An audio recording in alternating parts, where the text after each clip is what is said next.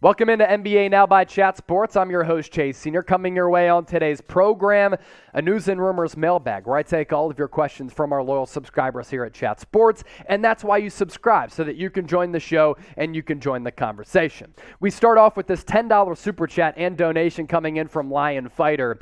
Chase, Sixers need a legit backup center. I'm getting worried. Hashtag real one, hashtag John. Now, I'm from Philly. Lion Fighter is as well. The real ones know what that verbiage is. If you don't, Urban Dictionary. They got you. As far as a backup center for Embiid, they need one. I am tired of seeing playoff minutes of guys like DeAndre Jordan back a couple years ago, Greg Monroe. I thought that Doc Rivers was just out of his gorge, not playing Paul Reed more in the playoffs last year. I thought that his minutes much more productive than DeAndre Jordan. But the big question, yes, really good success at the G League level. He's been pretty solid throughout NBA Summer League. He's really active. He can make some things happen. He's not afraid to shoot the three ball just a little bit. I don't expect the numbers to be all of that great, but can he be the long-term or viable backup center who is the backup center behind Embiid? And then if he gets hurt, what's your confidence level in him? So on the free agency market, you're looking at guys like DeMarcus Cousins as other options at that backup spot for Embiid. We pivot now to this question from Collin Sexton. It's actually a statement. Bucks versus Warriors in the NBA Finals in 2023. I think it would be a terrific matchup. We nearly saw it this year. Wonder what would have happened if Chris Middleton did not get injured for Milwaukee. By the way, on top of that injury that he suffered in the playoffs, wrist surgery as well. So he's recovering from that as he's gotten banged up throughout the rigors of a long playoff schedule and regular season schedule. But honestly, you think about this matchup really quickly. Do the Warriors have anybody who can match up against Giannis? I don't think so. I think the Bucks have a legitimate shot at winning the NBA Finals. And producer Coop is saying Draymond Green, throughout the course of a potential 7-game series, are you confident in Draymond Green to guard Giannis consistently? That's a tough task right there. But Draymond Green, one of the best defensive players of all time. Dragon Swaggin, nice name right there. Should the Knicks trade for Donovan Mitchell? Ideally, yes. And I don't think that Jalen Brunson is a number one player on a championship team. That's fine. I don't think Donovan Mitchell is a number one option on a championship team either. But if you team them up, both of them together, does it make the Knicks very interesting in the Eastern Conference? And would it be crazy to see them mess around and win a playoff series or two and have sustained playoff success for the first time in a long time? Yeah, I mean, the NBA is a better product when the Knicks are good. It's also fun to talk about the Knicks when they're bad because Stephen A. Smith just loses his shit. But Knicks trade for D-Mitch. They have the assets in terms of draft capital. They have the players to trade for Donovan Mitchell as well. So they could put together one of the best trade packages for Donovan Mitchell out there. So I'm fascinated to see what happens in that regard. The other team mentioned, it's the Miami Heat. That's why we're asking you this question right here.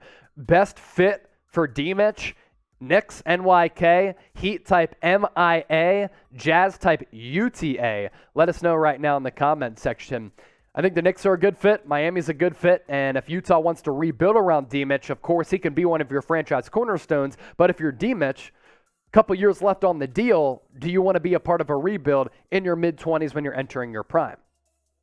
Dylan Williams next up on the docket. Any chance the Pistons move Kelly Olynyk or Nerlens Noel? Too many bigs on the roster. And they drafted Jalen Durham.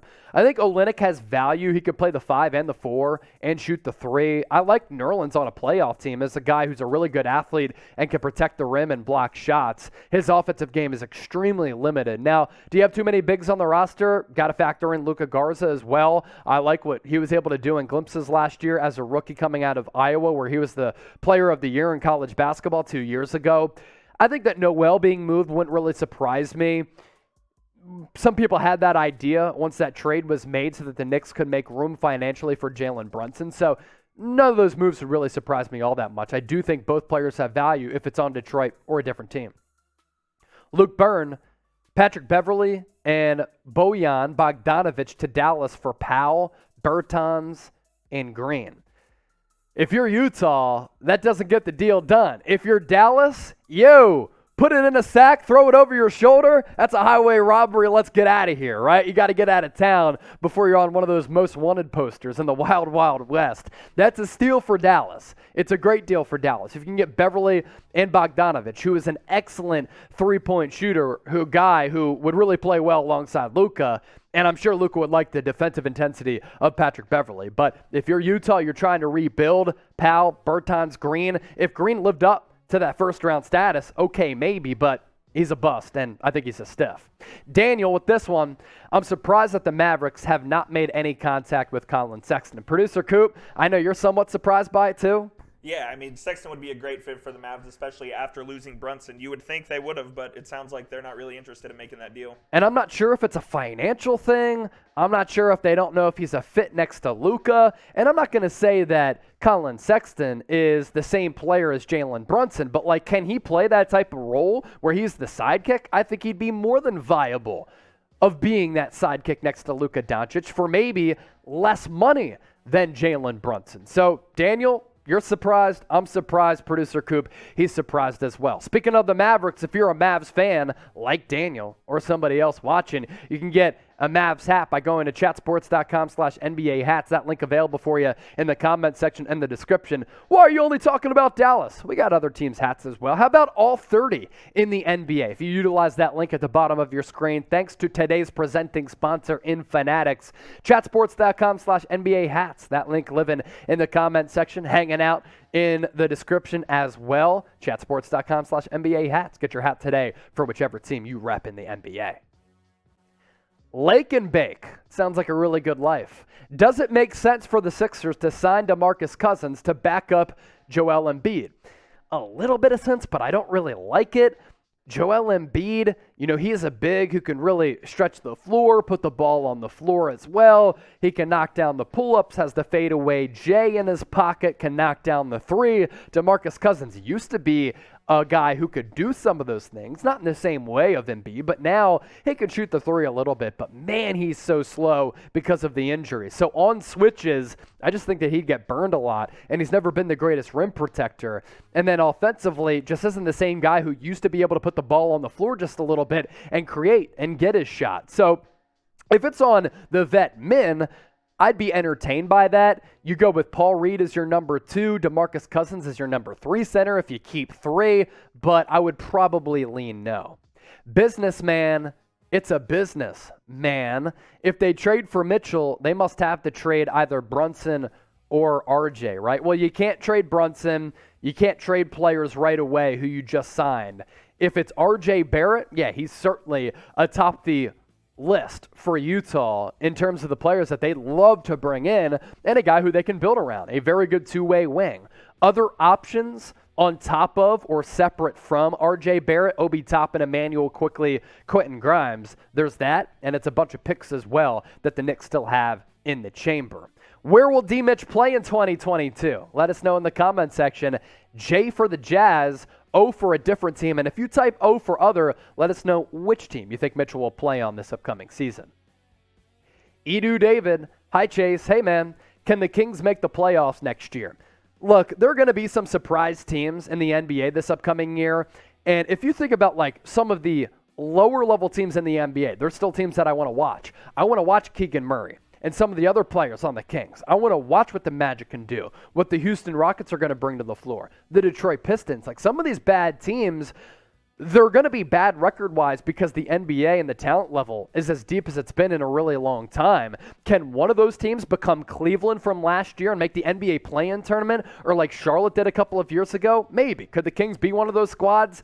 It's never really been, or not always been, about a lack of talent with Sacramento. Dysfunctional environment. With the new regime, though, could that change? Local Sheer Douglas, he's a big Joe Douglas fan and a Jets fan, I imagine. Don't you think the Spurs won the Hawks trade since the Hawks are taking a massive gamble on DJ pushing them? Additionally, them getting 2 protected picks, Spurs are setting up for Wembanyama.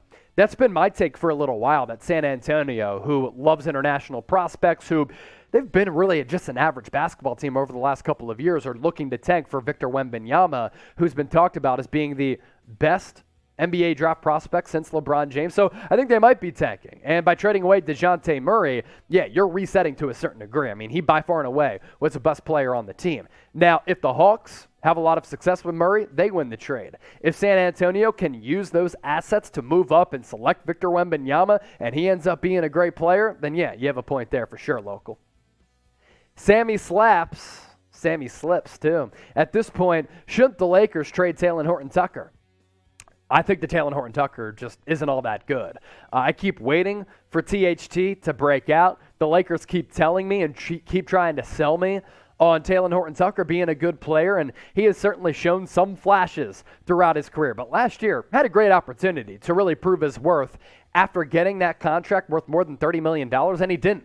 So if you can trade him away and you can get a good asset back and in the process clear up some money on a team that is somewhat cap-strapped, then yeah, I would certainly do that and trade away THT. Last question on this mailbag for you. After you asked me a bunch of questions, I got to return the favor. Best player in the Summer League so far. Who has it been? Let me know. I've talked about a couple of these guys throughout our shows, but it's your opportunity to be a part of the show, so do that right now.